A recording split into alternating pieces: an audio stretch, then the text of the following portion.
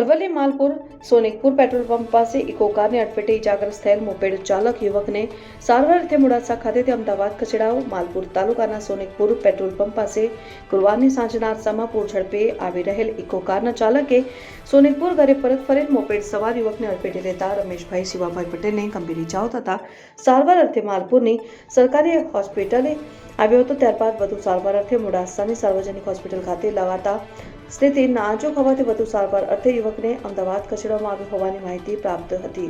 હાલ તો માલપુર પોલીસે સમગ્ર ઘટનાને લઈને તપાસ હાથ ધરી છે.